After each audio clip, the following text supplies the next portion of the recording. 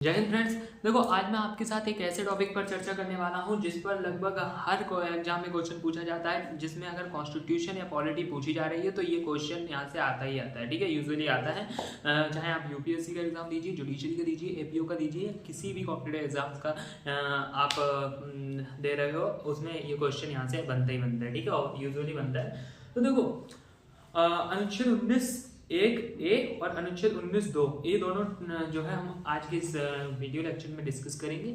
सबसे पहले बात कर दी कि अनुच्छेद 19(2) है क्या। तो देखो, अनुच्छेद 19(1) और अनुच्छेद 19(2), ठीक है, दोनों ही जो है राइट टू फ्रीडम से रिलेटेड है। उसमें से जो अनुच्छेद 19(1)(a) है वो हमें right to freedom of expression and speech देता है, यानी अभिव्यक्ति और भाषण की स्वतंत्रता देता है। ठीक है, क्या है, देखो, अगर आप बेयर एक्ट की लैंग्वेज देखोगे तो हमारे संविधान में बस एक लाइन में इसकी लिख रखी है, एक लाइन। लेकिन जो हमारी जुडिशरी है उसने इसको इतना इंटरप्रेट किया इस आर्टिकल को कि उसका स्कोप बहुत वाइड हो गया है। अभी देखो, अगर मैं बात करूं, all citizens have the right to freedom of speech and expression, ये हमारे कॉन्स्टिट्यूशन की लैंग्वेज है। अगर बात करूं किसे ये अवेलेबल है, तो कहा गया ऑल सिटीजन, यानी भारत के हर एक नागरिक को ये राइट मिलता है। ठीक है, अगर मीनिंग की बात करूं तो हम अपने विचारों को एकदम फ्रीली, विदाउट एनी प्रेशर, बिना किसी डरे, बिना किसी संकट के एक्सप्रेस कर सकें, अपने विचारों को दूसरे व्यक्ति के विचारों के साथ शेयर कर सकें, एक दूसरे से कुछ सीख सकें। इसलिए हमें ये राइट हमारे कॉन्स्टिट्यूशन में मिला हुआ है। और देखो, हम अपने विचारों को ओरल, रिटन, इलेक्ट्रॉनिक माध्यम से, ब्रॉडकास्ट या प्रेस मीडिया के माध्यम से शेयर कर सकते हैं। ठीक है, ये हमें राइट हमें कहाँ मिला है, अनुच्छेद 19(1)(a) में। ठीक है, देखो, अनुच्छेद 19(1)(a) ने तो सीधा सिंपल ये कह दिया कि भैया आपको भाषण की और अभिव्यक्ति की स्वतंत्रता है। लेकिन ये जो टर्म भाषण और अभिव्यक्ति है ना, इसमें कई सारे आपके अधिकार सम्मिलित हो जाते हैं। जैसे आपको बोलने की स्वतंत्रता है, आपको उसके साथ साथ शांत रहने की भी स्वतंत्रता है। आपका मन, चाहे आप बोलें चाहे ना बोलें। ठीक है, दूसरी बात, आप इसी में ही आपकी प्रेस की स्वतंत्रता आ जाती है, मीडिया की। ठीक है, जिस तरीके से आजकल मीडिया काम कर रही है, वो मीडिया देखो, आजकल धर्मेंद्र जी को मृत घोषित कर दिया अंजना कश्यप जी ने। यानी आपका इतना बड़ा चैनल जिसपे करोड़ों लोग ट्रस्ट कर रहे हो, उस इतने बड़े चैनल ने का ये न्यूज फैलाई, तो क्या रेपुटेशन बची चैनल की, समझ रहे हो। तो मतलब आजकल की मीडिया से बढ़िया तो ये सब सोशल मीडिया इन्फ्लुएंसर काम कर रहे हैं, ये अच्छी अच्छी खबरें लाके दे रहे हैं। मीडिया का रोल मुझे नहीं लगता आजकल बचा हुआ है, क्योंकि सब चैनल, बाकी मुझे ज्यादा बोलने की आवश्यकता नहीं है, यू कैन गेट इट। आगे आपका कॉमर्शियल स्पीच का भी राइट इसमें आता है, मतलब अपने बिजनेस का प्रचार प्रसार कर सकते हैं, अपने बिजनेस से रिलेटेड आप जो है भाषण दे सकते हैं। मान लीजिए आपका घड़ी का व्यापार है, तो आप अपनी घड़ी के फीचर देखिए, ये घड़ी आपको 10 रुपए में मिलेगी, ये घड़ी आपको 100 रुपए में, 1000 रुपए में, जैसे आप दे सकते हैं। जैसे ट्रेन में देखते हो ना, कई सारे रहते हैं, तो वो क्या कर रहे होते हैं, कॉमर्शियल स्पीच ही कर रहे होते हैं भाई। तो इसका भी आपको राइट मिलता है। और इसी कॉमर्शियल स्पीच से रिलेटेड एक केस है, टाटा प्रेस लिमिटेड वर्सेस महानगर टेलीफोन निगम लिमिटेड। ठीक है, ये इस पर केस है। इसमें कहा गया था कि इसमें अनुच्छेद 19(1) में कॉमर्शियल स्पीच का भी राइट इंक्लूडेड है। ठीक है, और इसमें प्रेस के बाद कॉमर्शियल स्पीच हो गया, ब्रॉडकास्टिंग का भी राइट आता है। ठीक है, ब्रॉडकास्टिंग मतलब चैनल के माध्यम से आप अपनी वीडियो शेयर कर रहे हो। ठीक है, जैसे मैं अभी ये वीडियो बना रहा हूँ, ये किसमें आ जाता है, ब्रॉडकास्टिंग में आ जाता है। मेरे पास ब्रॉडकास्टिंग का राइट है। दूसरी बात, इन्फॉर्मेशन का राइट आपके पास है। ठीक है, इन्फॉर्मेशन का राइट मतलब आप सरकार से सरकारी काम की जानकारी ले सकते हैं।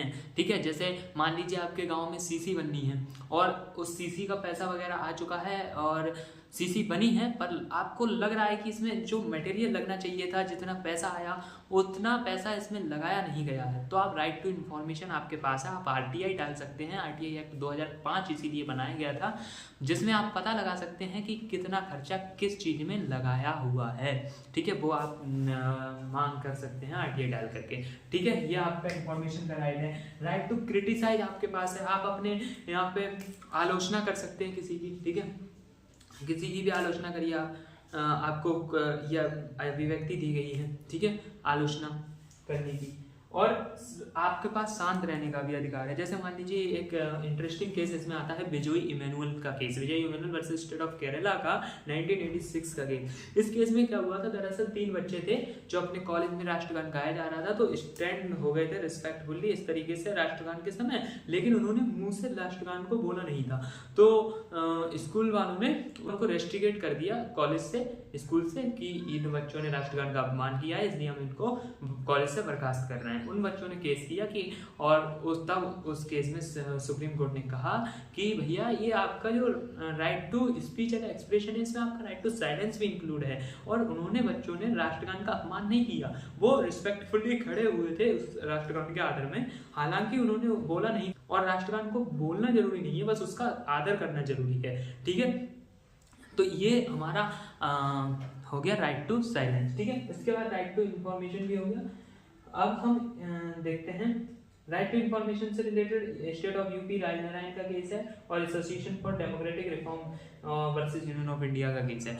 इन दोनों ही केसेस में कहा गया था कि भैया राइट टू इंफॉर्मेशन जो है वो right to freedom of speech and expression का पार्ट है, और अगर आप आधी अधूरी जानकारी दे रहे हो, गलत जानकारी दे रहे हो, या फिर प्रॉपर जानकारी नहीं दे रहे हो, तो ये माना जाएगा कि आप जानकारी नहीं दे रहे हो, ठीक है। सरकारी काम की, किसी भी ऑफिसर से आप किसी भी सरकारी काम की जानकारी मांग कर सकते हैं, it is your right to information. जैसे मान लीजिए कुछ बच्चे होते हैं ना, एग्जाम में नोटबुक लिखते हैं तो उनको लगता है कि उनके नंबर कम आए हैं, तो वो देखना चाहते हैं कि कैसे चेक हुई है हमारी नोटबुक, सही हुई है, सही तरीके से चेक या नहीं हुई है। तो ये उनके राइट टू इन्फॉर्मेशन का राइट होता है, वो चाहे तो नोटबुक देख सकते हैं अपनी खुलवा के द्वारा, रीचेक करा सकते हैं, यही आप राइट टू इन्फॉर्मेशन में ही इंक्लूड होता है, ठीक है।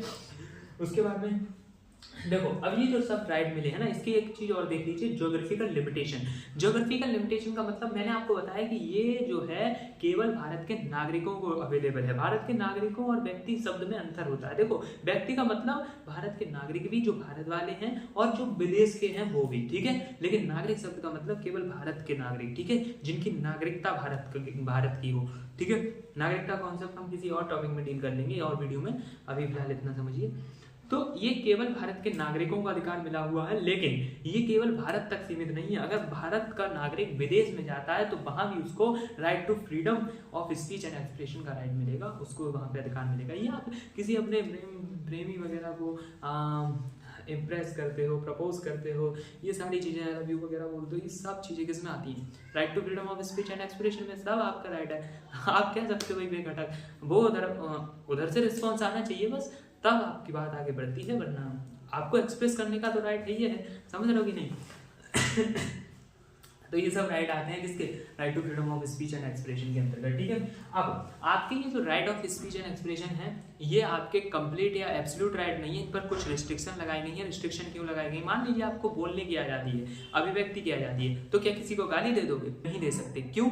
क्योंकि आपकी स्वतंत्रता ऐत्यांतिक यानी एब्सोल्यूट नहीं है, उन पर कुछ रिस्ट्रिक्शन, कुछ प्रतिबंध लगाए गए हैं कि भैया अपनी आपकी इतनी सीमा है, इस सीमा में रहकर बोलिए, इससे परे जाएंगे तो आपके खिलाफ केस हो जाएगा, फिर आप इन अधिकारों का वायलेशन कर रहा है। मतलब कुल मिला के बात यह है कि आपकी स्वतंत्रता उस हद तक ही सीमित है जिस हद तक आपकी स्वतंत्रता से दूसरे व्यक्ति को दिक्कत ना हो। समझ रहे हो कि आप इतना तेज बोल रहे हो कि दूसरे वाले के नॉइस पॉल्यूशन से नॉइस कॉज हो रहा है, उसको तकलीफ हो रही है, तो आप वहां आपकी स्वतंत्रता नहीं हो सकता। आपकी स्वतंत्रता केवल उस हद तक है जिस हद तक सामने वाले को नुकसान ना हो, ठीक है, उसकी स्वतंत्रता का हनन ना हो, ठीक है, समझ रहे हो। और रिस्ट्रिक्शन कहाँ है? देखो, रिस्ट्रिक्शन कितने लगाए जाएंगे? क्या किसी भी बेस पे रिस्ट्रिक्शन लगा सकते हैं? अब मान लो मैं तो बहुत हल्के बोल रहा हूँ, भाई साहब आपने खाना खा लिया, मेरे बाबू ने खाना खाया, अब पता पड़ा इसी में उसकी दिक्कत हो गई, कह रहे कि मुझे नहीं, मुझे प्रॉब्लम है इससे, तो पूछा कि मेरा मूड ठीक नहीं है, ये बोलो गाना, उसको तो इससे दिक्कत होगी, तो क्या हमने उसके राइट का वायलेशन करा? नहीं, रिस्ट्रिक्शन है, ठीक है, लेकिन रिस्ट्रिक्शन केवल वही लगेंगे जो अनुच्छेद 19(2) में दी गए हैं, ठीक है। देखो, अनुच्छेद 19(1) के ए में राइट दे दिया और अनुच्छेद 19 के 2 में हमें रिस्ट्रिक्शन लगा दिए गए कि कहा कि इतनी सीमा है, इस सीमा के अंतर्गत रह के बोलिए। अब ये क्या रिस्ट्रिक्शन है? टोटल 8 रिस्ट्रिक्शन आपको देखने को मिलेंगे अनुच्छेद 19(2) में। ठीक है, क्या कहना है? सबसे पहले sovereignty and integrity of the nation, देश की संप्रभुता और अखंडता पर कुछ नहीं होना चाहिए। आप ऐसा कुछ भी नहीं बोलेंगे, आप ऐसा कुछ भी नहीं करेंगे जिसमें देश की अखंडता और देश की संप्रभुता को नुकसान हो। और इस अनुच्छेद 19(1) में ही आपकी मौन रहने की आज़ादी, यानी शांत रहने की आज़ादी, और झंडा फहराने की आज़ादी, पुतला जलाने की आज़ादी, ये सारी चीज़ें इसी में आ जाती हैं अभिव्यक्ति टर्म के अंतर्गत। ठीक है, एक्सप्रेशन टर्म के अंतर्गत। दूसरी रिस्ट्रिक्शन आपकी है security of the state. State का मतलब यहाँ पे ये नहीं है राज्य यूपी बिहार वाला ना। पॉलिटिकल साइंस में स्टेट का मतलब होता है नेशन, जैसे इंडिया, अमेरिका, यूके, फ्रांस, ये सब, इटली, ये सब चीज़ें। नेशन का मतलब होता है स्टेट से। तो सिक्योरिटी ऑफ स्टेट यानी हमारे नेशन पर, इंडिया पर किसी भी तरीके की सिक्योरिटी पर गलत चीज़ नहीं बोलेंगे आप। ठीक है, सिक्योरिटी का ध्यान रखेंगे, उस पर प्रभाव नहीं होना चाहिए। ठीक है, तीसरी चीज है friendly relation with foreign state. हमारे किसी देश के साथ में मित्रपूर्ण संबंध हैं, हम मान लीजिए अच्छे संबंध है हमारे किसी विदेशी देश के साथ, तो उन संबंधों को खराब करने वाली कोई चीज आप नहीं बोलेंगे। ठीक है, मान लीजिए हमारे संबंध अमेरिका के साथ बहुत अच्छे हैं, अब अमेरिका का प्रेसिडेंट आ रहा है, आप उसी को गले आ लिए तो नहीं चलेगा, वो आपके रिस्ट्रिक्शन में आ जाएगी, आपके पास आपके खिलाफ एक्शन ले लिया जाएगा। फ्रेंडली रिलेशन हो गया। पब्लिक डिसऑर्डर, अगला रिस्ट्रिक्शन है पब्लिक डिसऑर्डर। आप ऐसा कुछ भी नहीं बोलेंगे जिससे पब्लिक डिसऑर्डर हो, मतलब जनता में शांति भंग हो। पता पड़ा आपको एक्सप्रेशन की आज़ादी है और आप जनता में भड़काने लग गए, दंगे वगैरह, ये सब नहीं चलेगा। दंगे आप भड़का रहे हो तो ये तो फिर रिस्ट्रिक्शन में आ जाएगा। ठीक है, समझ लो। उसके बाद डिसेंसी और मॉडरेटिटी, मतलब आप शालीनता बरकरार रखेंगे जब बोलेंगे तो, और एक नैतिकता बरकरार रखेंगे, इसके खिलाफ नहीं जाएंगे। दूसरी चीज कंटेम्प्ट ऑफ कोर्ट, अब आप न्यायालय का अपमान भी नहीं करेंगे। रिस्ट्रिक्शन आपकी है, अगर आप न्यायालय का अपमान करते हैं, न्यायालय की अवमानना, तो आपके पास ये राइट नहीं रहेगा, वो राइट आपका खत्म हो जाएगा। और इससे रिलेटेड एक केस है S Rangarajan and others versus P Jagjivan Ram 1989 का केस। इसमें कहा गया कि अगर आप ट्रू फैक्ट्स के बेसिस पे कुछ बोल रहे हो कोर्ट में, तो वो कंटेम्प्ट ऑफ कोर्ट नहीं आएगा। मतलब आपने कुछ भी बोला, उसे प्रूव कर दो कि हाँ मैंने जो बात बोली है ये फैक्ट्स के आधार पर बोली है, ऐसी हवा में बात नहीं कर रहा हूँ मैं, तो आपकी वो कंटेम्प्ट ऑफ कोर्ट नहीं मानी जाएगी। ठीक है, सुप्रीम कोर्ट ने कहा कहती है इस केस में। उसके बाद डिफेमेशन का राइट। डिफेमेशन मतलब मानहानि, आप ऐसा कुछ भी नहीं बोलेंगे जिससे दूसरे व्यक्ति की मानहानि हो। पता पड़ा आपके अधिकार है कि आप बोल सकते हैं जो कुछ भी, आप दूसरे को गाली थोड़ी दे दोगे।